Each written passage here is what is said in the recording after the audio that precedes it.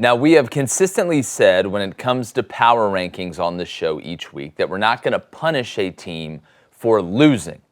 But when you look at where Georgia is right now, when you lose your best player, you take the best player off any team, it obviously is going to have a big effect. Now, they were on a bye week last week, and we're going to release our power rankings here in 1 second. But in my opinion, and it's a three-man band up here, but in my opinion, Michigan is the number one team in the country right now because of the loss of Brock Bowers. Not because of the way Georgia has looked at all, but in reality, this Michigan team isn't some unknown on the other side as well. They don't have a bunch of new pieces that we're seeing if Jim Harbaugh can put together. They've had experience on both ends of the spectrum, losing in the playoff once against a team they were just not as good as in Georgia, and then a letdown against TCU, a team that many of us still believe they were better than, but that's the game of football. This Michigan team is experienced, especially where it matters up front. So if there was any way for a team to leapfrog a Georgia team that has not lost a game, even though they are developing, it would be Michigan. And without Weapon X for at least 4 to 5 weeks, it seems that Michigan, in my opinion at least, is the top dog around. I'm going to bring in my co-host, former Michigan quarterback David Cohn, my brother, former Western State Colorado wide receiver Blaine Crane. And guys, this is my opinion. We're going to release him here in a second. You'll be able to see. I think there's a logical argument for both sides of it. And this is nothing that Georgia has done on the field to knock them down. But when you combine Michigan's experience with what we've seen, with what we know from Michigan, with Brock Bowers now being gone, with no Stetson Bennett, right? Without the elite defense that we've seen out of Georgia, especially in the front seven. I'm not talking about Malachi Starks and Bullard. They're incredible. But I think there is definitely an avenue to look and say, even though Michigan may not have played the toughest schedule, Georgia hasn't either, that right now, the Wolverines are the number one team in the country. They really do look good. I think when you look at this Michigan team, they do look like the most complete and balanced football team in the country. The fact they're not number one, I think, is twofold for me. One, like you talked about, the strength of schedule is just not there. If they played the same schedule that Florida State has played right now, or even like a Notre Dame, I think we would probably see Michigan at number one. Now, you talked about, well, Georgia hasn't played that tough of a schedule either, which brings me to the second point, which I don't think, which is the reason we haven't seen Michigan jump them, which is to be the man, you have to beat the man narrative. I saw our buddy, Barrett Sallee from CBS Sports talk about this yesterday. And he was talking about how this, to be the man, you have to beat the man narrative is ridiculous in college football. I don't think it's that ridiculous. Now, just because a team won the championship the previous year doesn't mean that they're the best team in the country moving forward. But Georgia's back-to-back national champions. We've seen Kirby Smart be able to have a team improve each week throughout the season. I think that is factoring into this decision here, even though it's a completely different team and half the defense from that team is, like you said, on the Philadelphia Eagles now. But the biggest thing is it doesn't really matter, right? We're entering week 9. It's, put whoever you want at number one, because we're going to see this play out. Michigan has big games down the stretch. They have to go to Happy Valley. That's probably going to be a night game, whiteout. Like, they're going to have their hands full with that. They're going to host their biggest rival at the end of the season on Thanksgiving. They've beaten Ohio back-to-back seasons.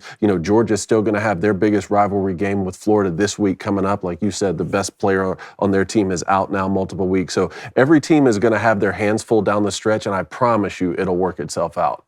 Blaine, is there an avenue where you could see maybe, even Ohio State possibly being number one? I don't think you could put them over Michigan with what Michigan's bringing back and being able to play Ohio State at home. But then you look at a team like Florida State, maybe a team like Washington. I mean, it comes down, what are the credentials for you to move up? I mean, is it just based on schedule? Is it the eye test? I think it's everything. You account in from last year? If it's me, do I think Michigan's the best team in the country right now? Yes. But I'm not moving Georgia from one.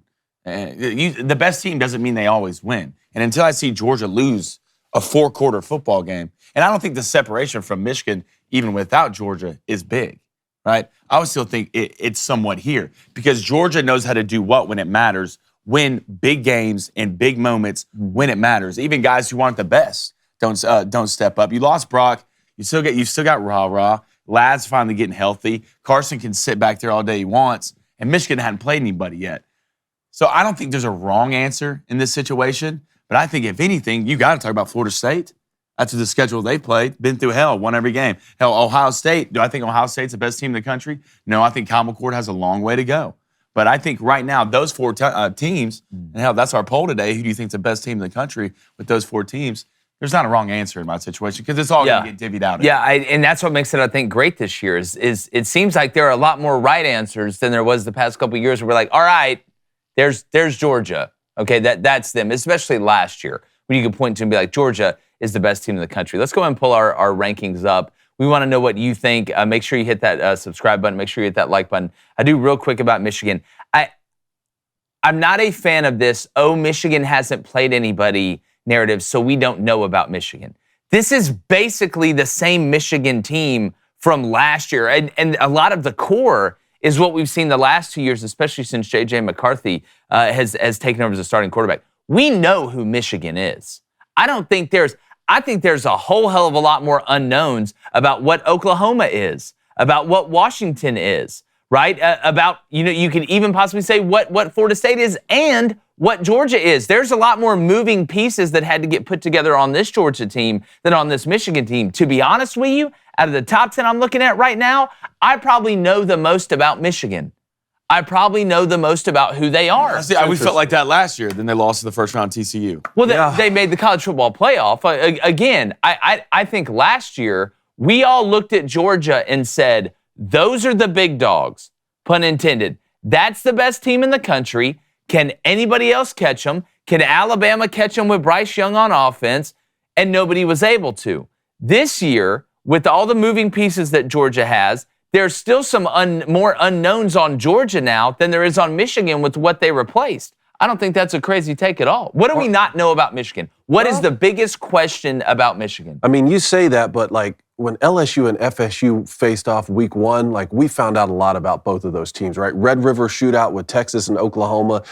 If those games didn't exist, we could have still, multiple undefeated teams still in those conferences. And keep in mind, Michigan should be playing Notre Dame in those first 3 or 4 games every single season. That's how it's always been. So that would have been a great test. We would have seen now Michigan play a really good Notre Dame team, and I think we would know a little bit more from that than them playing Hawaii or whoever was on the schedule earlier in the season.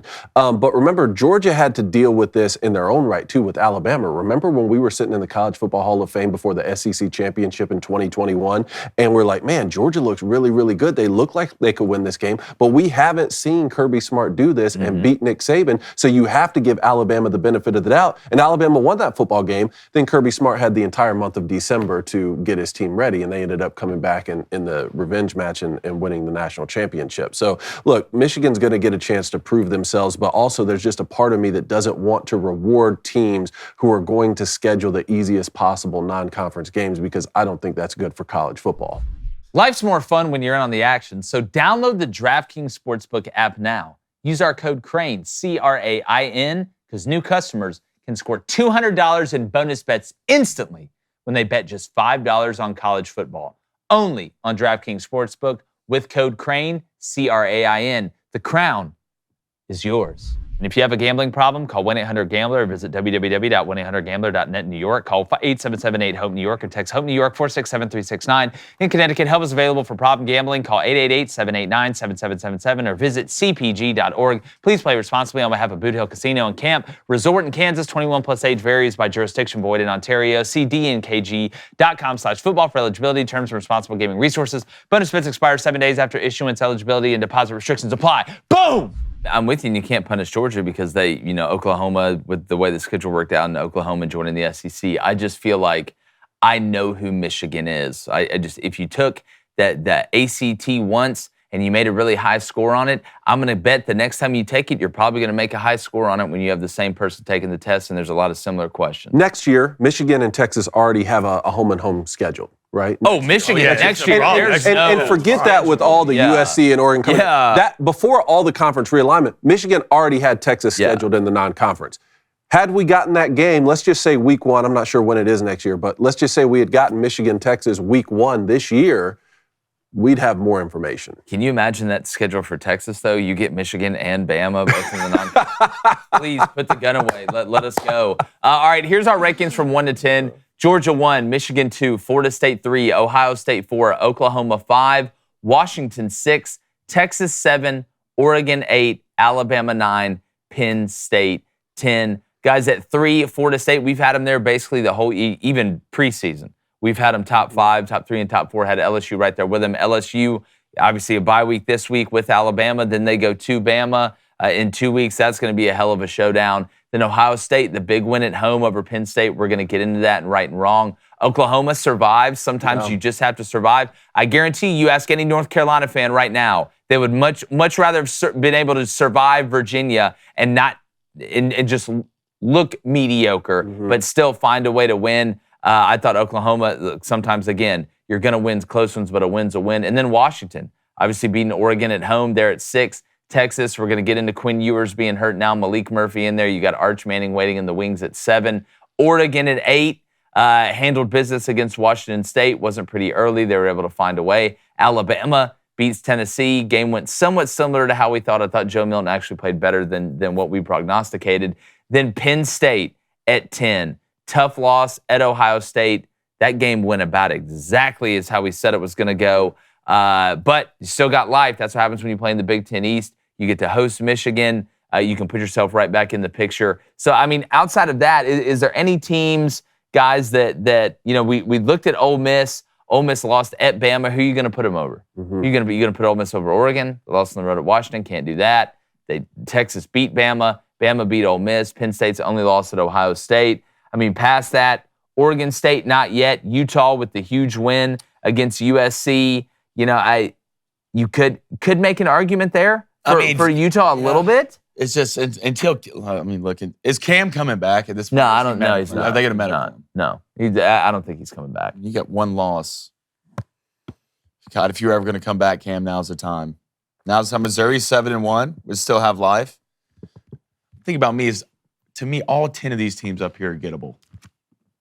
No, yeah. Well, I think all 10 of these teams could win it. All 10 of these teams, the 2 best teams might be 8 and 9 on this list. I mean, it's as wide open as it's ever been, which is fantastic. I feel comfortable Oregon and Alabama playing any of those top 5 teams on a neutral site. Imagine this 12-team playoff. This is only with 10. Oh, I wish. Imagine this, and then you throw in maybe an LSU or an Ole Miss or an Oregon State or a Utah, hell, Missouri. Right? It's getting weird in the ACC now. Yeah. North Carolina lost that game. Now North Carolina and Louisville both have 1 loss. Duke, I know Riley Leonard's beat up. They got 2 losses, but only one of those losses in the ACC. It's going to get real weird here down the stretch. What's up, YouTube? Thanks for stopping by. If you haven't already, make sure you hit that subscribe button. Like all the videos you see, and if you turn that notification bell on, you'll always know when we drop content, which is like every single day.